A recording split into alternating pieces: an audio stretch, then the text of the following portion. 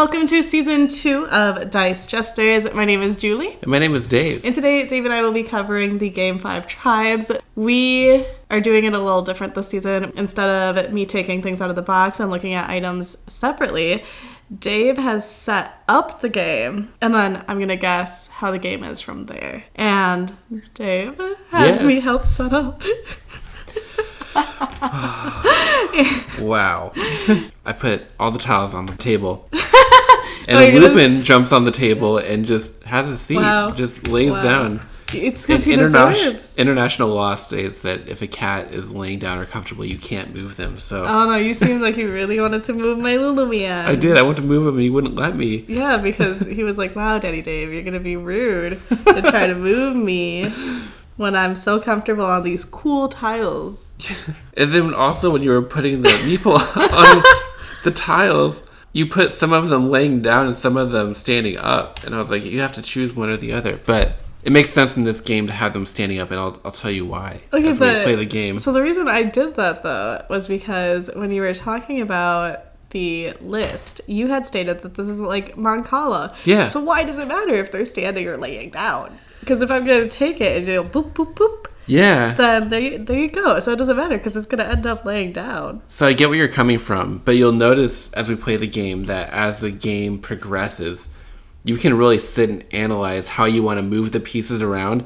And the rules actually suggest that as you're planning out your move, you lay them down to show like where you intend to go until you make your final decision. In case you want to backtrack, it's easy to remember what you did rather than having to mess things up unintentionally. So okay, I guess they could all be laying down and then you stand them up. It could be one or the other, but it should just be uniform. Okay.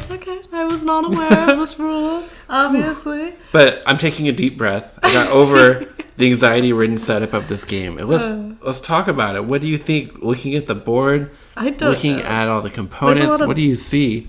There's a lot of big pieces. Like, these pieces are really big comparative to the games that we had previously played. Like, this palm tree is huge. It is. So, and then there's these palaces. Do you see these? Yeah, I feel like these hold value some way because of how big they are. So this row here with, I don't know how many cards this here. There's 9. Okay, yeah. The 9 cards. I feel like it's like in Century where you're going to grab some and that's kind of bonuses on how you could use certain things.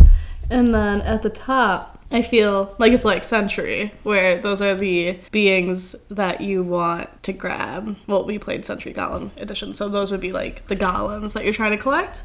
And then certain golems give you Palace, give you Palm Tree, and then those allow you to move certain ways on this here Mancala board and give you special bonuses, yeah? I don't know what these camels are for, though. The camels indicate that you own a tile. So if you take the last meeple off of a tile, then you get to place your camel on it, and then at the end of the game you get points based on the camels that you have. But also, the palm trees and palaces give bonus points for those tiles too. But what happens if you run out of camels? Then the game ends. Oh, is that how the game ends in general? Yeah, the game ends either if somebody's placed their last camel on the board or there's no legal moves left. And then these market cards, you were kind of right about. You're trying to get unique sets of them. The more unique cards that you have, the more points you get. And then these Snake Charmer, I think they're called Fakir cards, are bonuses for doing certain powers on the main game board. Okay. For that, is that like Pralaya, where we want to collect a set, or you want to collect a unique set? Unique sets. So they kind of look like French fries almost, but they're scrolls. Yeah, scrolls, and then fish, and then gems, and then the symbols at the bottom indicate how rare they are. I feel like you're hungry. I am a little hungry. How do you collect these? Those you collect through certain, I think it's the green meeple. When you pull meeple off the board, then you get to do a certain type of action. And I believe the green meeple, and I'll look through the rules before we start, is the one that lets you take cards from here. But also, if you end your turn on a tile that has this symbol, where it shows the money and then the green, then it lets you pay money to take cards from the row as well. Money? Oh, here's the money. I was like, what are you talking about? Oh yeah, we start with money. I haven't given that to us yet or anything. So, just wondering, Dave. Yeah. Just wondering. You're like, oh, Julie, the meeples, they all need to be standing. We have 2 cases here, and you mixed the coins. Because they were mixed in the box, so I didn't feel like going through in doing that. I'm just giving you a hard time. No worries. Oh, and then these cards up here, you mentioned these are Djinn cards, and they let you do certain things. Like this makes palm trees worth 5 points at the end of the game instead of 3, but they also give you points in general on the top right. But some of them give you cool powers as well throughout the game. That sounds very exciting. Yeah. All right. Well, yeah, that's my guess. So I guess... Ooh, this shows you... Oh, we get a cheat sheet? Yeah. We each get a cheat sheet? We do, and that's something I love about the game, or games that provide cool player reference sheets in general, so you don't have to keep passing something around. If they give enough for each person to have one. And this one is really helpful. It tells you what all the Djinn cards do, and then on the other side, I can't remember what it shows. I think just general, what each colored meeple do, and then endgame scoring stuff, so you don't have to keep asking the rule book what certain things mean. Oh, I like this because when we were playing The Lord of the Rings Duel, I kept having to take the sheet from you. Yeah, we kept passing around the bonuses. You kept using those so much. I was like, why don't you just keep the reference? I don't seem to be getting those. But you're doing really well in this game. Thank you. But I still lost, though, by 1, so... It was close. Okay, so for this one... Yeah. I do have a scent. Oh, you do? I do. Okay, so for this one, instead of doing the beads and the oils... just because it didn't really loft around the room, I guess. I don't know what word to use. But you really couldn't smell it around. I done oil. So the oil, you can like rub on your wrist or something if you want. If you're not allergic to it. But it is Lover's Moon, Ocean, and Voyager. Oh. Because, you know, the cover has these stars in the background, and then obviously it's called like 5 tribes, and then on the sides it's kind of whimsical with the jinns, did you call them? Mm-hmm. And so the moon, per the stars, ocean, because it has a very blue vibe, and then Voyager, because you're a Voyager throughout. Wow. That is so creative. Took a waft. That smells really nice. Yes. It really puts me in the mindset of being under the stars in the middle of the desert. Right, and you're on a journey. We're on a journey. Because you're smelling, it kind of has, like, because of the ocean, it kind of has, like, that sand smell. Yeah. Plus the water smell. So it smells like you're on this adventure.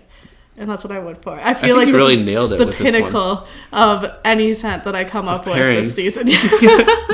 That is incredible. Thank you, Julie. Yeah, of course. So do you more or less understand the game just by walking through the components and looking at it? Somewhat. Well, it's like, and it comes with these. I didn't show this to you, but there's this whole sheet at the end of the game. There are so many different ways you can get points in this for different things. Oh. But basically, the way the game works is we take turns picking up meeple, all the meeple on one tile, and then you drop them off on adjacent tiles until you place the last meeple. But wherever you end your turn, there has to be at least one meeple of that same color. And then you remove all the meeple of that color, and then that lets you do certain things. But the number of meeple that you pick up is basically the power of that action. Oh, and then you put your camel there? You put your camel there if you pick up the last meeple from the tile and it's empty when you end your turn. But wouldn't it be empty because you pick it up like this? So that's where you're starting your turn, but you place the camel where you end your turn, which is the last one. Okay. Yeah, exactly. So, which is cool. And then some of them where you end will make you place a palm tree there. These are not optional. So if you end your turn there, you place a palm tree. That doesn't mean that that will be your palm tree. It's now just a more powerful tile for points. Okay. And a tile can have multiple palm trees. It can have multiple palaces. And then some of them, when you end your turn, let you spend these white meeple to purchase Djinn cards if you'd like to do that. So ooh, very nice. We just keep doing that, and then whoever has the most points at the end of the game wins. Okay, and when you move the meeple, does it have to be a card that's touching in some way? So, for example, if I just took this hand, I can't move across the board and go doot, doot, doot. It has to be one of the tiles touching. Well, you kind of have to go in order. So you drop a meeple off at an adjacent one, and then you can go in any direction. Yeah, so it has to always be touching. Yeah, exactly. Okay, cool. Yeah, yes. So that's that. I just love the colors of this game. You look at the board, it has all these colorful meeple, just really nice looking components. So this one looks familiar. Is there an expansion pack for this? Because I'm looking at the Jinns, and there's this one called Ba'i, but he's the cover for something. So, oh, really? Yeah. Don't you remember him from something? You know what? I'll figure it out. I'll report back. There are some expansions for this, I know, but... All right, well, maybe he's on the expansion. Maybe. So let's get into my first round then, because this game, excited. Honestly, although it seems pretty simple, just visually it looks pretty overwhelming. There's a lot of components and a lot going on, but not too complicated. So we'll jump in. I'm excited.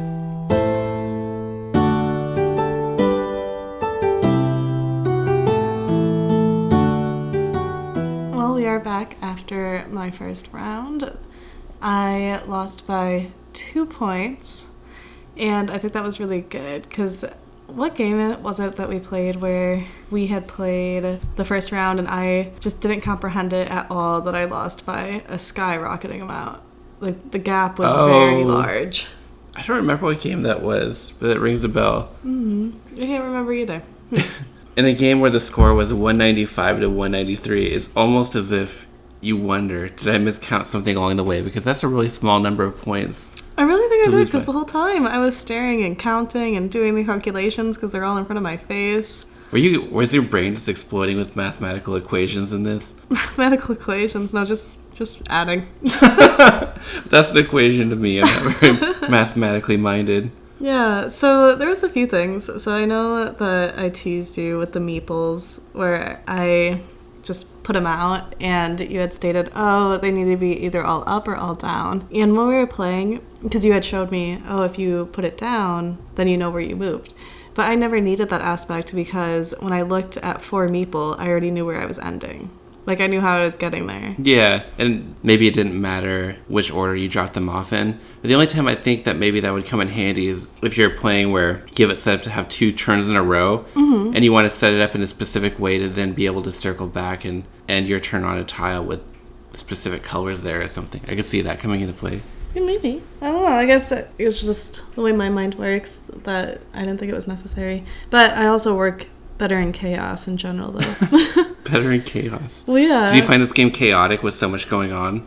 No, I didn't think it was chaotic with so much going on. I thought that everything that was going on was very straightforward. So, let me think. Chaotic with so much going on. Yeah, I don't think I found one where there was too much going on yet. I don't think you've introduced one to me that had way too much that I had to look out for. This one was pretty straightforward because it's not as if there was resources that I had to gather or use. It was more so, I have this cheat sheet in front of me, and so it shows me all the colors, it shows me what I can do, and it shows me how to gather points, and then I just have to look at the board to see what actions that I could potentially take. So if there's a green meeple that's standing alone, I could go to that green meeple if green's what I want. If there's a bunch of white meeple on a tile and I want white meeple, I can go to that. It was very straightforward as to what you could and couldn't get. Yeah. Because everything for the whole entire game's already out on the board. So you really could plan a whole bunch of things and plan your outcome. So let's say I wanted to get all of the builders to... What did the builders do again? They get you coins based on the number of blue tiles that it connects to, including that one. So, let's say I just wanted to capitalize on coins. That's a potential that you could do. Or you could pick your 2 that you want to do. So you could pick the blues and the reds so you can get coins, and then you could also get tiles, because if there's one meeple on a tile, you can use the red to remove that meeple if it's within the parameter. You got a lot of camels out on the board. I only got a couple. Well, that's what I did. Minus the blue. The blue wasn't my second one. It was the reds, and something else. Can't tell you my strategy now because I might use it in the future, seeing as it was a 2-point difference. And although our points was 193 to 195, I do think that this game is a high-scoring game, but due to it being my first round and you teaching me that we scored lower, I feel like this game should be closer to the 250s. But that's just a guess, Maybe. Not knowing anything about the game, but based off of the gameplay, if you can stack the correct cards, I think you can bonus into getting around 250. Probably. And it's interesting as I look down the different categories of scoring. You and I scored differently. We both had high scoring areas for different things, but our scores still ended up so similar. And I thought that was really interesting. Yeah, like when you look at the camels, it's 56 to 20. Yeah, or coins, I had 82 and you had 39. Oh, yeah, I was just going to leave that one alone. Do you think that this is a game where you can set up from the beginning and strategize, saying that you're going to really focus on one specific area, whether it's collecting a lot of money or like the camels or... Yeah, that's kind of what I was explaining. I guess I just didn't know how to explain it. But yeah, that's what I was trying to say earlier. And I didn't know. I mean, I've only played this game a couple times in the past, so I'm excited to dive more into it. But playing this after one time, I wasn't sure myself whether it's a game where I just felt like doing a little bit of everything or focusing on one area. So that's why I asked the question to see how you felt. But I know, and in the Lord of the Rings duel, I got stuck doing a little bit of everything, and I think that's where my flaw is in games, is when there's different objectives, I like to dabble in them all. So it'll be interesting to see if I can get out of that mindset for our next 9 games and focus on maybe 1 or 2 things that could potentially guide me to victory.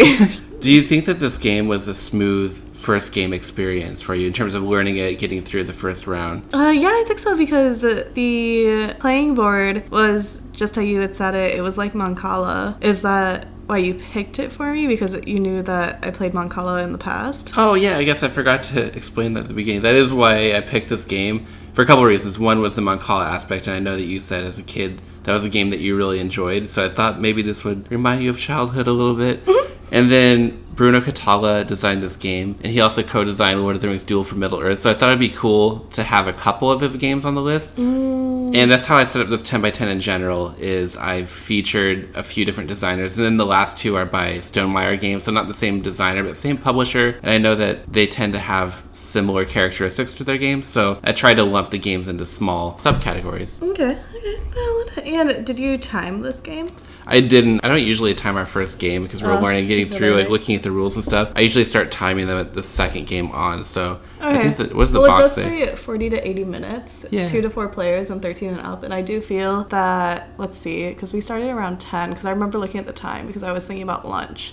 And then we ended at 11:14, so about an hour and 14 minutes. Maybe took the first one to explain the rules and look at the board and everything. And we did take lots of pauses too, because I forgot what the colors had meant.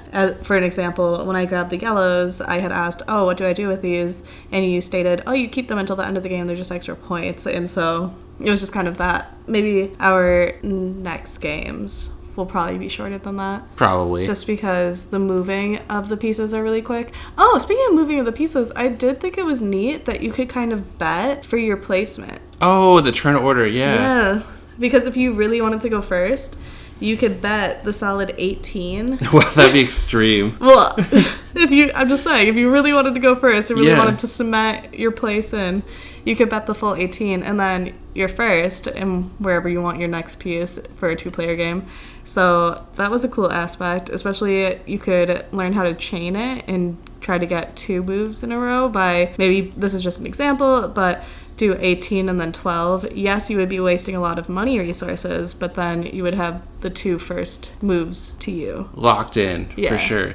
And I think going twice in a row, especially toward the end of the game, can be really powerful. Mm-hmm. Was there anything that you didn't like about the game after one play? After one play, I think, and it's probably just because I'm learning it, but I thought maybe there was a little bit of too many meeples. I think the yellow could be taken out. Oh. So the yellow for just extra game points, because you have the green merchant cards. They basically are interchangeable almost. Yeah. The yellow is just worth 1 point, and if you have all of it, you get 10 extra points. And then the merchants is just collecting a unique, what's it called? Sets of different cards. Yeah. To me, they're pretty interchangeable just because they're miscellaneous extra points. So I feel to make the game either go quicker or smoother so you're not looking back and forth, you could take out one of those. But since the green one comes with cards, I would just keep the merchants because they come with cards. So the yellow one probably could just be taken out. Yeah, and it'll be interesting after more games of it how you would feel about that in the end. I know, right? I'm going to start getting the majority of the yellows, and you're going to say, oh, how do you feel about the yellow? I'm like, love them. Don't ever take them out. I think the only thing worth mentioning about the game that was kind of a negative experience was just, it seemed really easy to forget things. Like, maybe that's just my own playstyle, but you and I got in the rhythm of just playing back and forth, and then I think there was one round where we realized maybe we took extra turns without doing the turn order track. So that was one thing, to have to slow down and remember whose turn it actually is, and then to reset the round after just 2 turns each, and then do it all again. So but I think after a couple plays, it'll become second nature. Yeah, and I think I just have a bad habit of just pretending all games are kind of like the same. Yeah. So that's why when it comes to turn taking, I just go, oh, it's my turn. Oh, it's your turn. turn, but I need to look at games as they come. So I need to realize, oh, this game has betting in it for your placement, your turn placement. So I need to be sure to be mindful of that. Yeah, and I've found the more games I play, the more I make assumptions, and it's hard to not do that sometimes. Right, because you look at it and you relate it, and you go, yeah, that makes sense. It's like this one. But it's not. It's its own game. It's its own journey. It's its own journey. By the way, I love the scent that you came prepared with. That was delightful. Oh, thank you. It's a good pairing. I'm trying, you know? You did a good job. My season 1 beverage pairings were hit or miss. Some were really good. Yeah, and some were Others just were kinda whatever was in random. my fridge. Which was fun. It is. Awesome. Should we dive into the rest of our 10 by 10 for this one? Oh, yes. Yes, we can. And how about, just for funsies, just to amuse me, we play the next round with the meeples standing or laying, just however they come out of the bag. Oh, okay. We're going for chaos. Yeah. Watch me get like 300 points somehow. Because you work so well in chaos. Yes. Okay, we can do that for you, Julie. Okay, sounds good.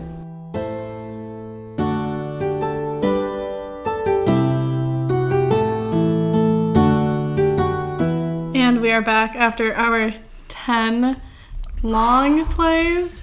I don't know what to describe these plays as, Dave, because Painful. they were definitely painful. In a good way. Like the good kind of pain. Oh, I mean, it was good pain for me because I was You causing really, it. yeah, wow. Okay, well, before we... I'll pull Julie to start making noises.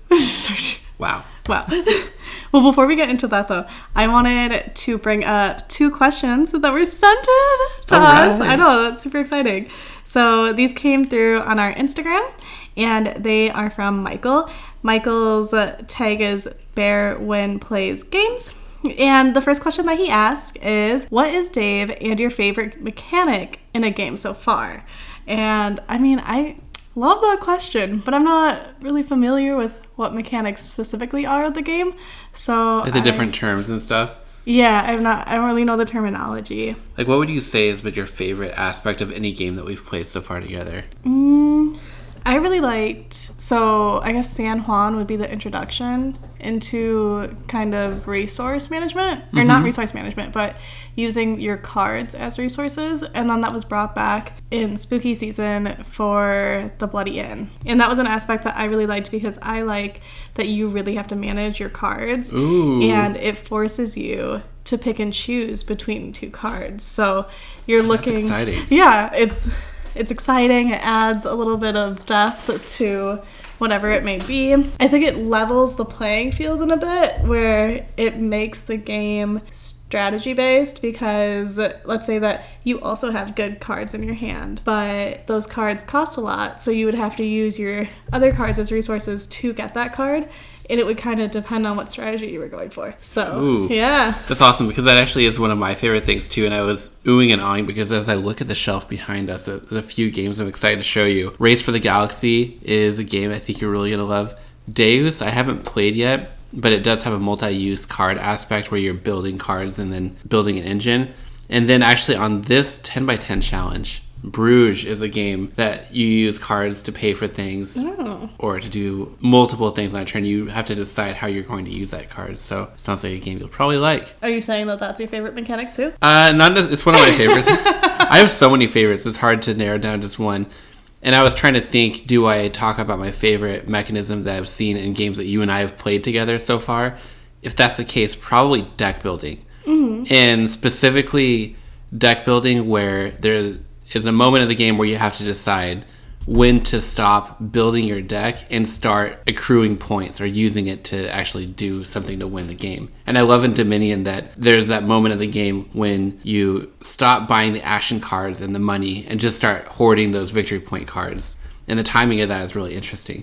But in general, I really like rondelles, where it's a giant circle or something where you move around and perform actions, but you keep looping around and around. Or there's a mechanism that I love where you move up a track and you can move as far as you want, but you can never go back. So you have to decide how far you're going to go up and or whether you stay behind and collect certain things. So Okay. Is the Mancala item that we did in 5 Tribes for this game, is that a mechanic? It is. There's a few games I've played. Trajan is my favorite game of all time, and that has a Mancala rondelle. So two of my favorite things. And then I've also played, there was a game called Gold West that had a really cool Mancala thing where you were moving up a track and then doing a bunch of different things too. So I've seen it a few times, but it's not as common as you would think. So Well, that leads into the next question, because now that you have your favorite mechanic down, how about Michael ask what IP you'd like to see in a game and the genre of game you would want it to be. So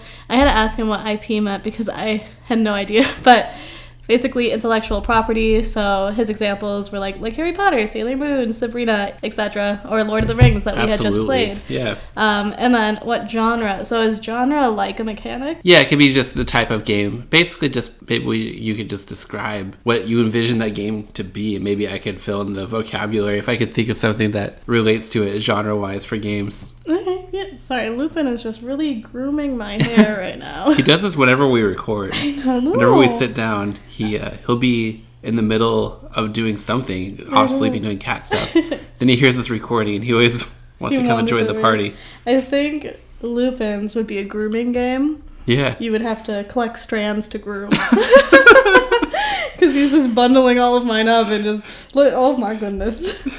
He does it in the middle of the night, too. I know, it wakes me up. But I do feel that if I had to pick an intellectual property, I know that there's already so many games that have this theme. Uh-huh. But I would definitely do Alice in Wonderland. And I think I would go with a resource. So I think I would do a Queen's Revenge type deal where Alice, even though I do prefer Alice over the Red Queen, but I would have Alice be kind of like one of the people that are trying to escape the castle, and to escape the castle she has to convince the queen to eat a resource that will have like a sleeping thing in it, so then she'll go to sleep and Alice can run out the front door. So to get that you have to collect resources, and then when you collect all these resources you can make the cake or the pastry that says eat me, and then you can feed it to the queen, and then boom. So is there an aspect of like, is there a social aspect to the game where somebody plays the queen and you have to convince them or something? Well, so for that, it'll be a 2-player game. There we go. A head-to-head. A head-to-head. Alice versus the queen. Right. And then for that 2-player game, one person plays the queen, one person plays Alice. The queen tries to keep all of the ingredients from Alice. And then Alice tries to get all the ingredients from the queen. And then along the way, you run into like the Cheshire Cat, the Mad Hare, the White Rabbit, the Hatter, all of our fun... What about the bread butterflies? Sure, the bread butterflies can be ingredients to that. And then, of course, the dodo, the flamingos, what have you. And the oysters. Yes, I love the oysters. The oysters are my favorite. They're so cute. So all of those little things. And they either help you or they're on the queen's side and trying to convince you of a different ingredient. That's a lot to make up in your head in the moment. Very creative. That was good. I was just thinking, you asked me, so I just came up with it right now. Are you ready for mine? Yes. I'm so excited to talk about this. I'm so excited to hear it. What is it? Ghost Adventures, the board game. Oh, wow. Ghost Adventures, the board game. But it would be a competitive game, because any game where it seems like it's surrounded around paranormal topics or horror or haunted houses or something, they're always cooperative. And like, I want to go against another ghost hunter to try to unlock a portal to the other side first, or do it the best. It's like the best ghost hunter wins. Yeah, so it would, maybe a little bit of resource management, but discovering paranormal clues. Maybe there's an aspect of exploration where you don't know anything about a house and you have to discover certain things. But it would be competitive. And one player would get to be Zach Baggins, and that'd be me every game. I feel like you're gonna have to ask Zach Baggins if you could use his name. Hey, intellectual property, so anything is up for grabs for this. So, yeah, that's an exciting question. You're like, yeah, Julie, seeing as you have a whole backstory. Yeah. Like, of course. But what we're here today for, Dave, is to talk about how I demolished in 5 tribes. Let's talk about... So we played it 11 times. Usually we play it 10, but we played it one more time just because... We wanted to. Why not? And then... I wanted to win once. I didn't want to say that. I wasn't sure. I didn't want to hurt your feelings. And this game usually runs, I believe it said... 40 to 60 minutes. Say 40 to 80. Yeah, 40 to 80 minutes, 2 to 4 players, 13 and up. And where did we fall in that 40 to 80 minutes, Dave? We had an average time of about 43 minutes. Oh, so right around there, yeah. I think the last one we played was about 30 minutes, so... And I think overall, this game in our 10x10 was probably the fastest game we had ever finished. Yeah, it was one day. Yeah, I guess like Azul and all of those we finished in a day. But those are smaller games, and to me, this felt like a bigger game because 43 minutes, that's basically an hour, like close to an hour. Mm-hmm. And 10 rounds of that's 10 hours, and we stayed up for hours. We stayed up till 2 a.m. getting this 10x10 done. Like, we could have spread that out over days. We weren't in a rush to finish it, but we just got in the zone. It just felt right. It felt right. And we were like, oh, we only have 6 games left. Let's just power through. Let's just do it. Just play it.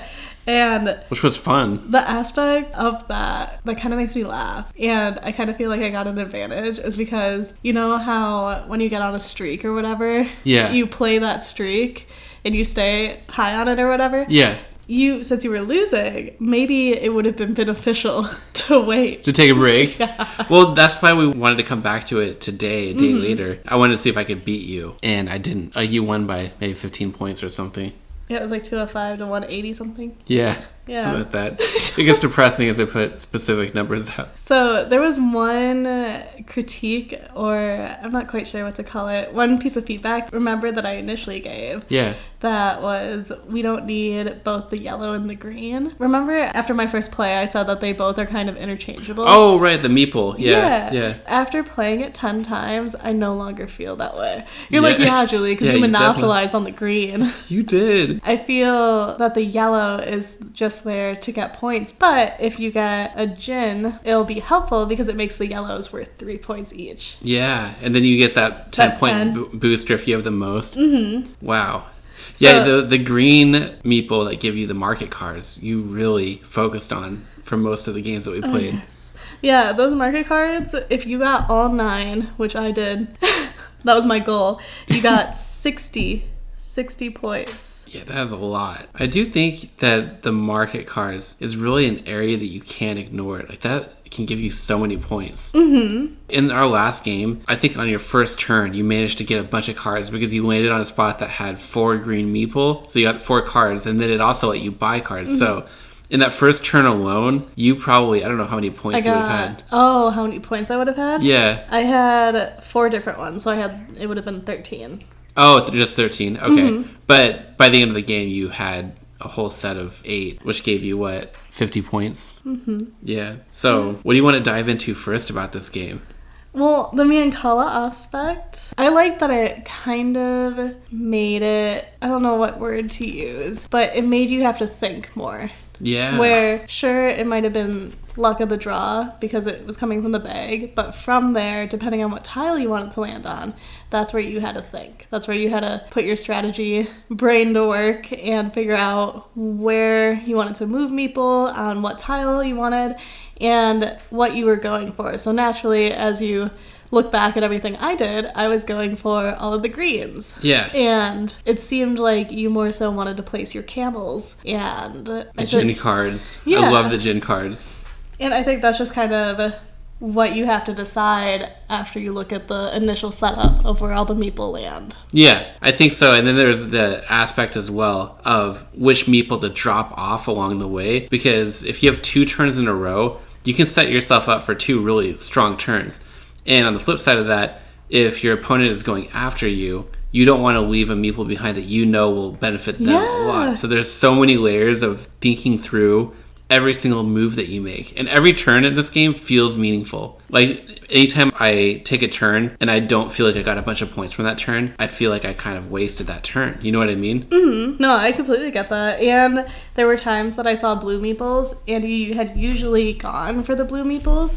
So if I had left them on the board or in that spot, I was a bit worrisome because I had thought that maybe you would go for them to get more coins. And there was one game when you had, I think, 90 coins, wasn't it? Something. It was really high. A lot, yeah. And I was sweating. I was looking at what I had and thinking, oh, I think I lost this one. Yeah, that's the thing, though. If I see you going really big on the market cards, I know that I need to go really hard in something else.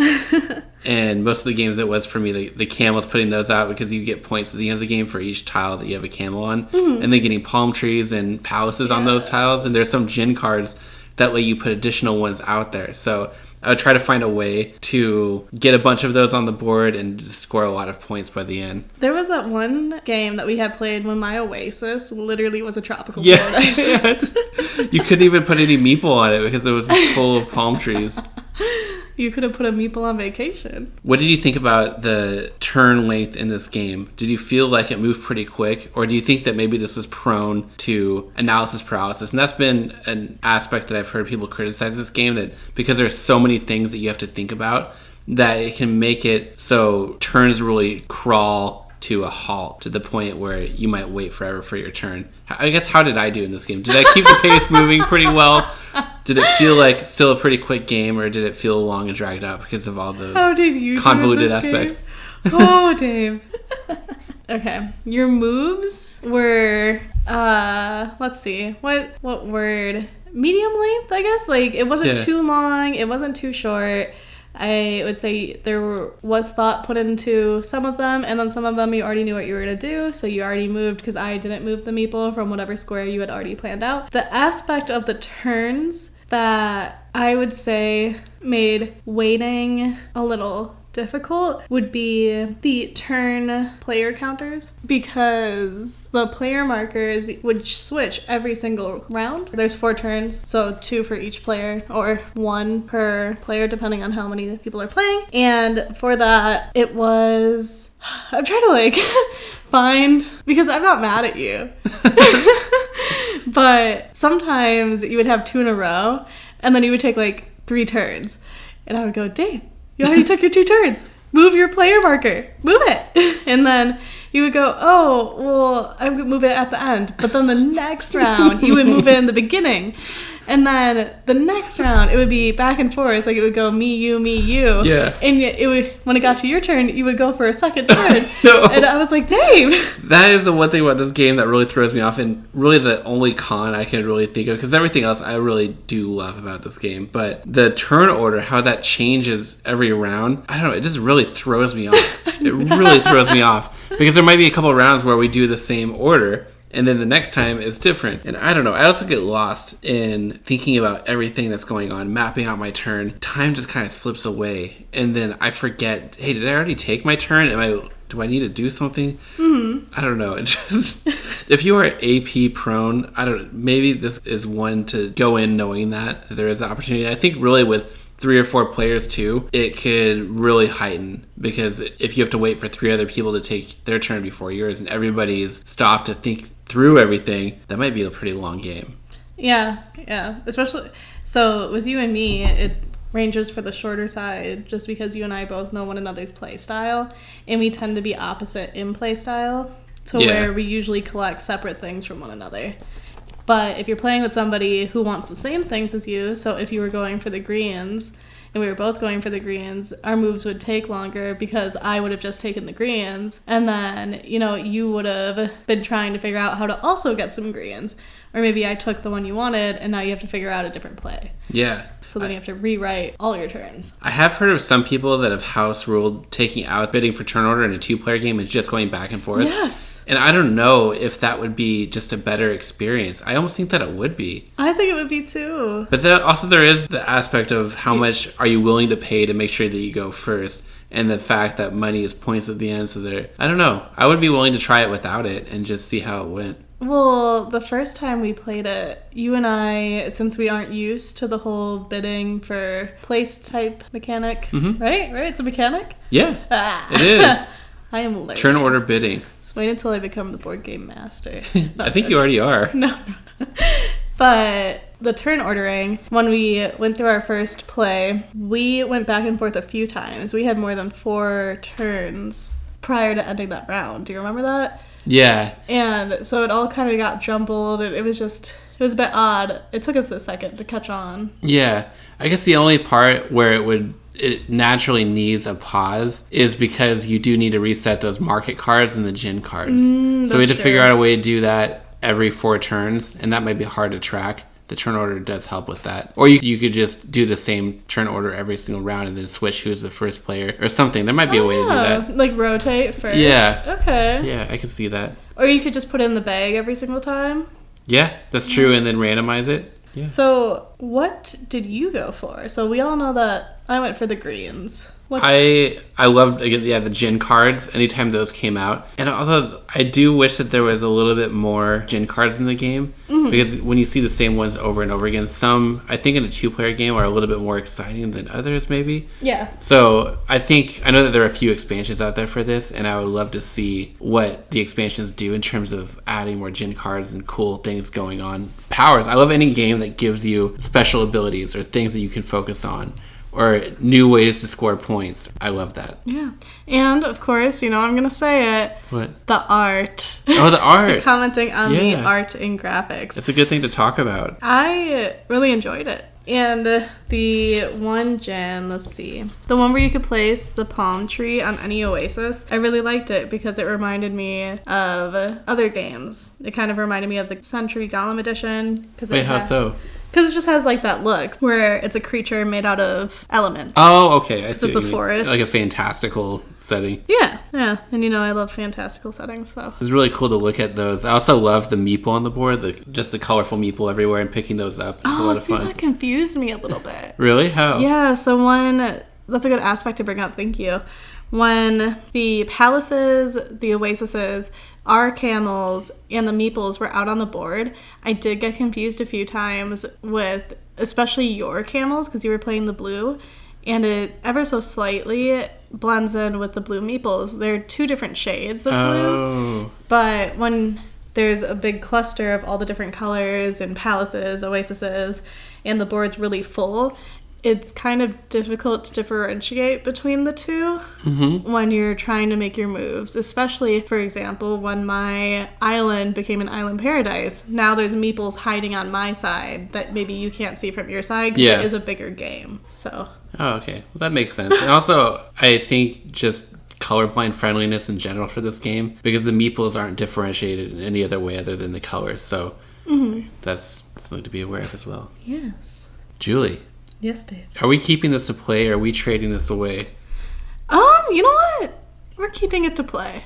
Yeah, I had a feeling you like this. And I like that we don't really talk as we play the game. I can kind of tell when you love a game, but anytime we start talking about, I love this or I love that, it's like, let's talk, we'll wait till we're all done and we can discuss that at the end. So we don't necessarily talk as we're playing, but I guess that you would really like this one. In fact, when you first moved here, and I was looking at my board game collection and think of what games I wanted to introduce to you first, there were like 3 or 4 that I put in a box to bring with me. And this was one of them because I knew that you loved Mancala as a kid. And there's just something about it I had a feeling you would enjoy. So I'm glad that you enjoyed it.